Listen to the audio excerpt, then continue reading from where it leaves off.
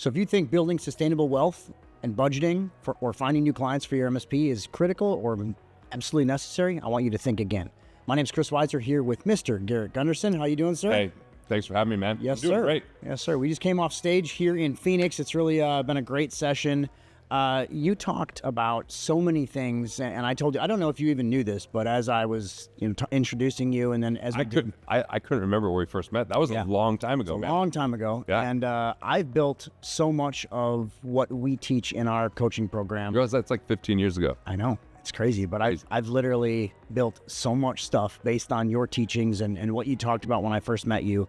It's so great for me to have you come back because, and on my side, to see how much of it I actually have implemented, kind of not necessarily always. It's awesome to see. Watching what you're doing. and being part of it. So, the topic was building sustainable wealth for your business. All these different things. Let's dive into that right away. Yeah. What's your first big tip? Like, one is I think that business owners need to feel less guilty about not funding their retirement plan. Because a lot of times they think, I gotta start putting money there before they've really built the infrastructure of their business. They haven't hired the right people, they don't have the right processes, they don't have the right automation, and all of a sudden they're robbing that and putting it into other investments they know nothing about. So my biggest thing is, hey, let's just show them how to keep more of what they make. Save on tax, save on interest, save on investment fees, save on insurance costs, and then put that back into themselves, their business, or creating cash flow. Yeah, and I think, we talk about the cash flow thing. It's one of my staples that I talk about a lot. So many business owners are so focused on either the exit or even just like making it happen. It seems like there's no in between and they really struggle with the cash flow. Any thoughts on that? Yeah, I think that just efficiency is the first step. So if they're paying too much in tax, like that money can come into their life and then they can use that to maybe hire someone. And then all of a sudden they can make more money. They free up their time. Yeah. Or, instead of, again, like if all their money is locked away or they're having to save all this money towards something they can't even touch till they're 59 and a half, that makes it harder on cash flow because now they're siphoning it off. So we talked on stage a little bit about the scarcity mindset versus the abundance mindset. It's also one of the things that I talk actively about. Right. I think so much of that scarcity mindset comes into this. Like, I'm afraid to budget for this, or I'm afraid to spend money here. And it leads into not hiring the right people or a trap that I see these people fall into is, I'm going to hire this person part-time, not pay them all this money so I can keep as much as I can. And it backfires. And I think that's a really dangerous mindset. Thoughts? Yeah, I think that when we're focused on reduction and elimination, we're not focused on value creation and expansion. It's like those two don't really coexist at the same time in mind. And IBM did this study that A teamers are 5,200% more productive than a B teamer. So when we think about, I could do part-time or get someone that's less expensive, it's more expensive because we don't produce. So if we start looking at like the expense of the payoff versus the cost, there's the economic cost that we can actually have a higher price for, but pay less, but end up with more money because like in the accounting world, an amazing tax strategist might be twice as much as someone who's not good, but save you 10 times more. Yeah. So we think about the production and the profit, not just the savings. That's a different, more abundant mindset. Yeah, and I think, that abundance mindset, for you guys that are watching this too, I think it's so key to be living in this abundance mindset. And we talk about that. It's hiring the right people, yes, but properly compensating them, making sure you're bringing them in for full-time roles, delegating off the things that aren't productive for you. Right. I talked in my keynote this morning specifically about the things that I struggle with and evolving ourselves to be better business owners. And I think all of that kind of plays in. Any thoughts from you? Well, I feel like part of your success in hearing your talk today is you're going to be resourceful. You're going to find a way because you're committed.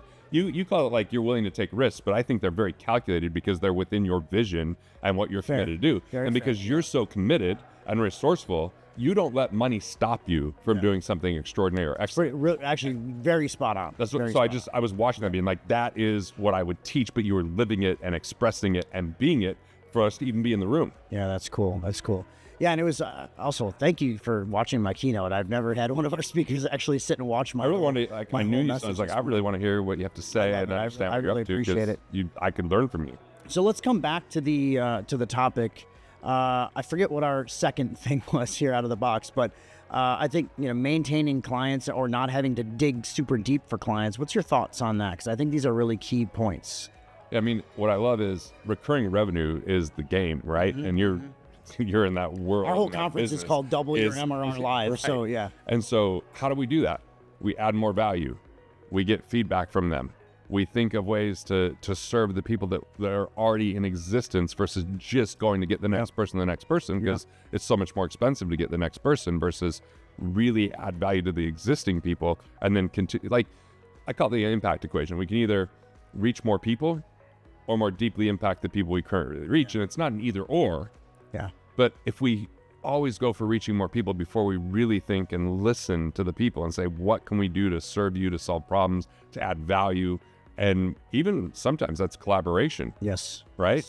We don't always have to be the one that provides every service. Yeah. But if we're the ones that make the connections. And well, one of the things that, I don't think you realize this, but one of our core components when a brand new prospect, and we deal specifically with IT security service providers, when they come into our program, we have them basically give them a full training kit to go back to your existing clients first, serve them deeper, and you're leaving, you can double your recurring revenue within 6 to 12 months just with your existing client base by serving them deeper. And then that gives you more cash flow to go after new prospects the right way. Right. And it's so key. Well, I do these like one-on-ones.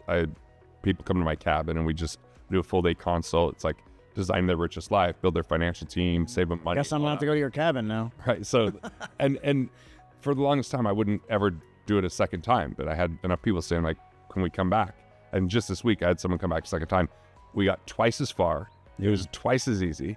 We knew each other so much. And then the information he's giving back to me, I'm like, why wasn't I doing that before? Right. And I think deeper into your existing client base, right? Serve them better. Depth, connection, value, like that's the thing. Yeah, I think that's so key. And, one of the other things that I talk about a lot, especially in this industry, especially as a business owner, is scalability. I think that's a really important part because this industry, for those of you that are watching, is very detail-oriented, a lot of people-pleasing mindset because we want to help all these different things. I know, I asked the crowd today. I saw that. Everybody's hand went up on people-pleasing. Very, very strong people-pleasers, but also super detail-oriented and very controlling.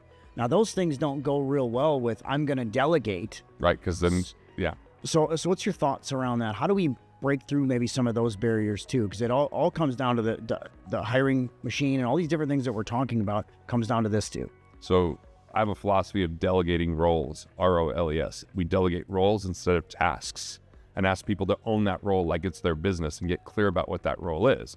When we're not clear about a role and we delegate something, it's like a boomerang that keeps coming back around asking what to do next. But a role removes the micromanagement. Delegate with purpose. So I'm like, hey, if you need support on this, come to me, but this is what you own, like the buck stops with you. Yeah.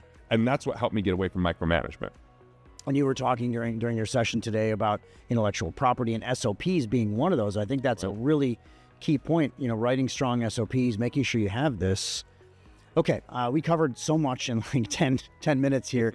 Any final things that you want to kind of go over or get a little deeper on? Give me everything you got. I would recommend, like, it'd be really cool for anyone that's watching or listening to come to one of your events because then they can see what we're talking about in action. Absolutely. Right? Because it's one thing to have us talk about this philosophy, but when I was watching you be your keynote, I'm like, oh, this is like when you're saying the things I had impacted you with. I'm like, yeah, you can see it in the room from the things that you're teaching, how you're showing up, how you're growing your organization. You're showing people in this business what's possible and kind of blazing that trail for them to follow. I mean, that's nice because it's really hard to do things on your own and isolated, and people think that they're going to save money in the world, but they lose time and it's exhausting. And what's the one resource we have no more of is that time factor, right? So I'm always been like, the best way to collapse results and get where you want to go faster is if you can pay someone to mentor, to coach, to create accountability, and to give you systems and tools. And that's been the thing that's really made the biggest difference for me. And prosperity is not a do-it-yourself game. So get some support. Yeah, and oddly enough, not oddly or coincidentally, really, all the stuff that has been my success stories have been directly related to finding mentors, finding coaches, things that can accelerate my growth. And it's amazing. So how can our viewers find you a little bit more? GarrettGunderson.com. You can buy books from that site. You can take your money persona I just signed quiz. up for my kit today, just so you know. Yeah, that you go GarrettGunderson.com/rich life, and there's some awesome free resources, including a couple of my books to kind of engage in the content. Probably one of my top 1 or 2, maybe even not 2 speakers. So thanks so much for being here with us today. Good to have you on the podcast, and we'll see you soon, brother. Thanks, guys. We'll see you next time.